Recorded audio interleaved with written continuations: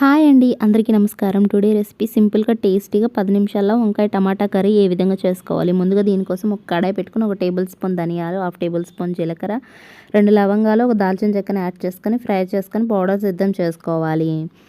కడాయి పెట్టుకొని అందులో 3 స్పూన్ల ఆయిల్ని యాడ్ చేసుకోవాలి. ఆయిల్ని యాడ్ చేసుకొని ఆయిల్ హీట్ అయిన తర్వాత అందులో పోపు దినుసులను యాడ్ చేసుకొని పోపు దినుసులు చిటపట్లాడిన తర్వాత సన్నగా తరుక్కున్న ఉల్లిపాయ, పచ్చిమిర్చిని యాడ్ చేసుకొని గోల్డెన్ బ్రౌన్ కలర్ వచ్చేంత వరకు వేయించుకోవాలి. ఇలా ఫ్రై చేసుకున్న తర్వాత ఇప్పుడు ఇందులో కరివేపాకుని యాడ్ చేసుకొని కరివేపాకు చిటపట్లాడిన తర్వాత ఇందులో జింజర్ గార్లిక్ పేస్ట్ని యాడ్ చేసుకోవాలి.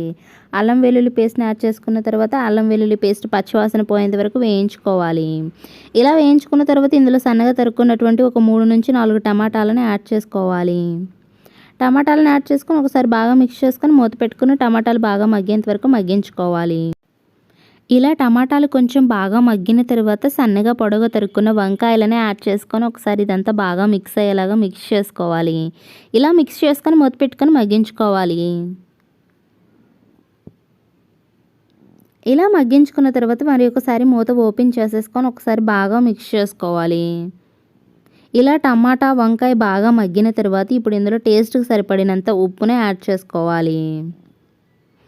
అలాగే మీ రుచికి సరిపడినంత కారాన్ని యాడ్ చేసుకోవాలి. అలాగే ఒక 1/2 టేబుల్ స్పూన్ పసుపును కూడా యాడ్ చేసుకొని ఇవన్నీ బాగా మిక్స్ అయ్యేలాగా మిక్స్ చేసుకోవాలి.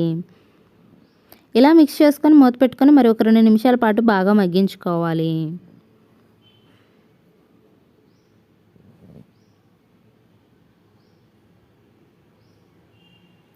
ఇలా బాగా మగ్గిన తర్వాత ఆయిల్ పైకి తేలుతున్నప్పుడు ఒకసారి బాగా మిక్స్ చేసుకొని కర్రీ ఉడకడానికి సరిపడినన్ని నీళ్ళని యాడ్ చేసుకోవాలి. నీళ్ళని యాడ్ చేసుకొని ఒకసారి బాగా మిక్స్ చేసుకొని మూత పెట్టుకొని 3 to 4 మినిట్స్ పాటు హై ఫ్లేమ్ మీద కుక్ చేసుకోవాలి. వంకాయ చాలా త్వరగా ఉడుకుతుంది.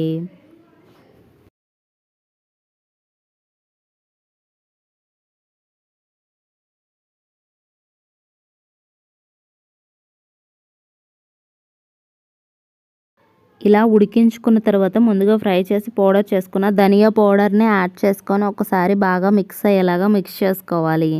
మిక్స్ చేసుకొని ఫైనల్గా కొత్తిమీరని యాడ్ చేసుకొని ఒక 2 నిమిషాల పాటు ఉడికించుకోవాలి. ఇలా ఉడికించుకొని స్టవ్ ఆఫ్ చేసేసుకుంటే టేస్టీగా ఉండేటటువంటి వంకాయ టమాటా కర్రీ అనేది తయారవుతుంది. ఇలా తయారు చేసుకున్నటువంటి వంకాయ టమాటా కర్రీ మీరు రైస్ తోటి చపాతీతో తీసుకుంటే చాలా టేస్టీగా ఉంటుంది. మీకు కనుక ఈ వీడియో నచ్చినట్లయితే మా ఛానల్కి సబ్స్క్రైబ్ చేయండి, లైక్ చేయండి, షేర్ చేయండి.